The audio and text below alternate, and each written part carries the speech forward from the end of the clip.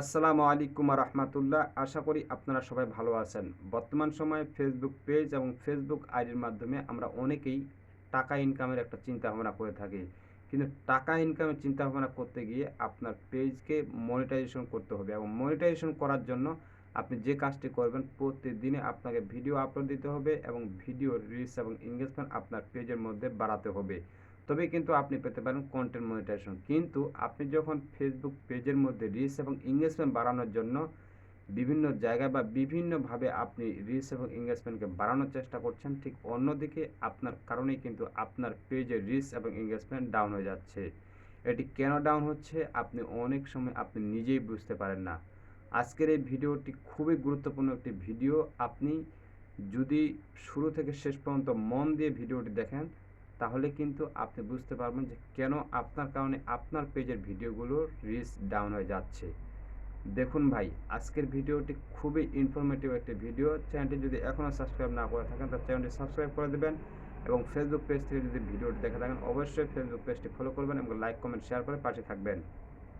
দেখুন, আপনি যে রিচ এবং এঙ্গেজমেন্ট জন্য অনেক চেষ্টা করছেন, সেই এঙ্গেজমেন্ট এবং রিচ আপনার জন্যই কিন্তু ডাউন হয়ে যাচ্ছে।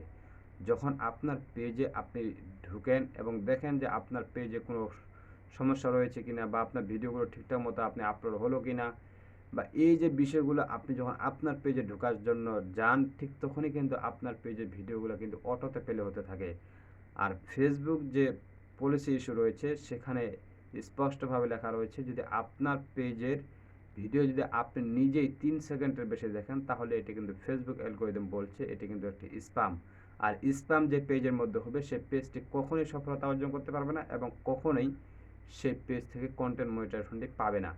তাই এই জন্য আমি আজকের এই ভিডিওতে পুরো বিষয়টি আপনাকে দেখানোর চেষ্টা করব যে আপনি এই যে আপনার পেজে যে ভিডিওগুলো যে অটোতে প্লে হতে থাকে, এটি আপনি কিভাবে বন্ধ করে রাখবেন। যদি এটি বন্ধ করে না রাখেন, তাহলে আপনি কখনোই আপনার পেজের মধ্যে কন্টেন্ট মনিটাইজেশনটি পাবেন না। তাই চলুন আজকের এই ভিডিওতে আমি পুরো বিষয়টি মোবাইল স্ক্রিনের মাধ্যমে দেখিয়ে দিব যে কিভাবে আপনি এই অটো প্লে অপশনটিকে অফ করে রাখতে পারেন। এই অটো প্লে অপশনটি যদি আপনি অফ করে রাখেন, তবেই কিন্তু আপনার ভিডিওগুলো কখনো স্প্যাম হবে না, এবং আপনি নিজে দেখা থেকে বিরত থাকবেন।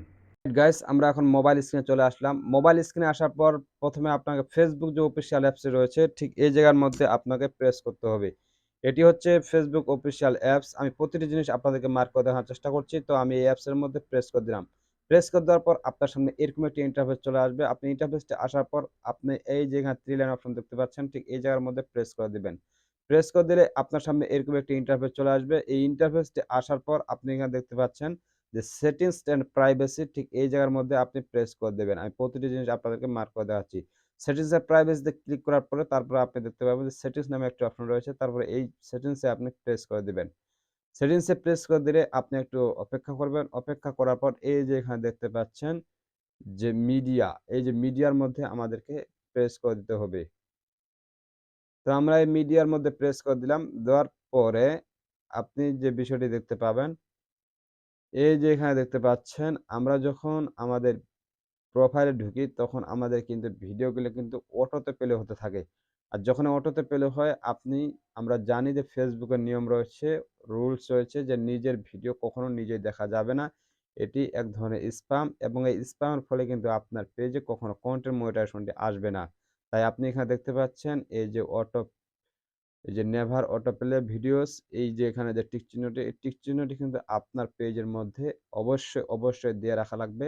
নয়তোবা আপনি যখন আপনার প্রোফাইলের মধ্যে ঢোকেন, তখন কিন্তু আপনার ভিডিওগুলো কিন্তু আপন থেকে চলতে থাকে। এতে করে কিন্তু আপনার পেজে কখনো কন্টেন্ট মনিটাইজেশন আসবে না। কারণ ফেসবুক অ্যালগরিদম বুঝবে যে এটি স্প্যাম করা হচ্ছে। কারণ নিজের ভিডিও যখন আপনি 3 সেকেন্ডের বেশি দেখবেন, তখন এটি কিন্তু স্প্যামের আওতায় চলে যাবে। তাই এগুলো থেকে আমাদেরকে বিরত রাখতে হবে। এবং আপনি এই সেটিংসটি এই যে এখানে আমি দেখিয়ে দিলাম যে এই যে টিক চিহ্নটি, এটি অবশ্যই দিয়ে রাখবেন। ভিডিওটি ভালো লাগলে অবশ্যই শেয়ার করে দিবেন। এই ছিল আজকের ভিডিও। ভিডিওটি যদি আপনার কাছে একটুও ভালো লেগে থাকে, তাহলে অবশ্যই আমাদের চ্যানেলটি সাবস্ক্রাইব করবেন এবং পাশে থাকা বেল বাটনটি অল করে দিবেন। যদি ফেসবুক পেজ থেকে ভিডিওটি দেখে থাকেন, তাহলে অবশ্যই ফেসবুক পেজটি ফলো করুন এবং লাইক কমেন্ট শেয়ার করে পাশে থাকুন। দেখা হচ্ছে অন্য কোনো ভিডিওতে। সে পর্যন্ত ভালো থাকবেন, সুস্থ থাকবেন।